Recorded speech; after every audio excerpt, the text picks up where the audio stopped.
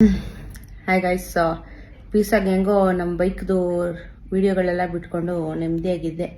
ಇದೇನು ನೋಡಿದ್ರೆ back to back ಬರೀ ಆಸ್ಪತ್ರೆ ರೀಲ್ಸ್ ಬರೋದೇ ಆಗ್ಬಿಟ್ಟಿದ್ದು ನನ್ನ ಕತೆ. ಸೊ ಎನಿವೇಸ್,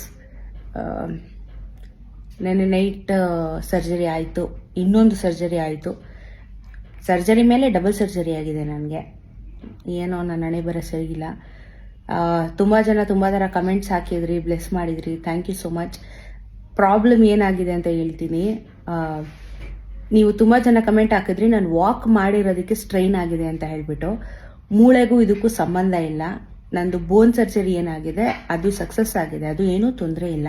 ನಾನು ಎಕ್ಸ್ರೇ ಎಲ್ಲ ಮಾಡಿ ಚೆಕ್ ಮಾಡಿದ್ದಾರೆ. ಸೊ ಮೂಳೆಗೂ ನಾನು ವಾಕ್ ಮಾಡಿರೋದಕ್ಕೂ ಏನೂ ಸಂಬಂಧ ಇಲ್ಲ. ಆ್ಯಂಡ್ ವಾಕ್ ಮಾಡೋದಕ್ಕೆ ನನಗೆ ಆಲ್ರೆಡಿ ಪರ್ಮಿಷನ್ ಕೊಟ್ಟಿದ್ದ ಕಾರಣ ನಾನು ವಾಕ್ ಮಾಡ್ತಾ ಇದ್ದೀನಿ. ಏನೊಂದು 10 ಹೆಜ್ಜೆ ಇಡ್ತಿದೆ ಅಷ್ಟೇ. ಸೊ ಪ್ರಾಬ್ಲಮ್ ಏನಾಗಿದೆ ಅಂದರೆ, ನನಗೆ ಕ್ರ್ಯಾಶ್ ಆಯ್ತಲ್ಲ, ಬೈಕ್ ಕ್ರ್ಯಾಶ್ ಆದಾಗ ಮಂಡಿಗಿಂತ 1 ಇಂಚು ಕೆಳಗಡೆ ನನಗೆ ಮಾಂಸಖಂಡ ಆಚೆ ಬಂದ್ಬಿಟ್ಟಿದೆ, ಕಿತ್ಕೊಂಡು ಆಚೆ ಬಂದ್ಬಿಟ್ಟಿದೆ. ಅದು ಎಲ್ಲಿ ಸಿಗಾಕೊಂತು ಏನಾಯ್ತೋ ಗೊತ್ತಿಲ್ಲ ನನಗೆ. ಕಂಪ್ಲೀಟ್ ನನಗೆ ಅಲ್ಲಿ ಮಜಲ್ ಇಲ್ಲ. ಈ ಮೀನ್ಕಂಡ ಅಂತಾರಲ್ಲ ಅದಕ್ಕಿಂತ ಒಂಚೂರು ಮೇಲೆ ಫುಲ್ ಮಜಲ್ ಇಲ್ಲ ನನ್ನ ಕಾಲಲ್ಲಿ.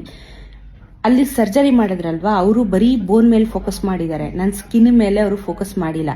ಇದ್ದಿದ್ದ ಮಸಲ್ಸ್ನೆಲ್ಲ ಉಂಡೆ ಕಟ್ಬಿಟ್ಟು ಫುಲ್ ಎದ್ವಾ ಸ್ಟಿಚ್ ಹಾಕ್ಬಿಟ್ಟಿದ್ರು.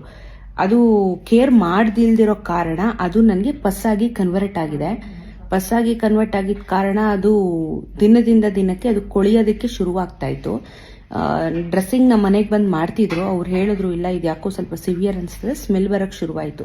ಸೊ ಇಮ್ಮಿಡಿಯೇಟಾಗಿ ಆರ್ಥೋಪೆಡಿಕ್ ನಮ್ಮ ಫ್ಯಾಮಿಲಿ ಡಾಕ್ಟರೇ ಇರಲಿ, ಅಪೋಲೋದಲ್ಲಿ ಇರೋದು ವಾಸುದೇವ್ ಪ್ರಭು ಅಂತ, ಅವ್ರನ್ನ ಕಾಂಟ್ಯಾಕ್ಟ್ ಮಾಡಿದ್ದಕ್ಕೆ ಇಮಿಡಿಯೇಟ್ ಹಾಸ್ಪಿಟಲ್ಗೆ ಬನ್ನಿ ಅಂದರು. ಮತ್ತೆ ಹಾಸ್ಪಿಟಲಿಗೆ ಬಂದ್ವಿ, 3 ಫ್ಲೋರ್ ಆಂಬುಲೆನ್ಸಲ್ಲಿ.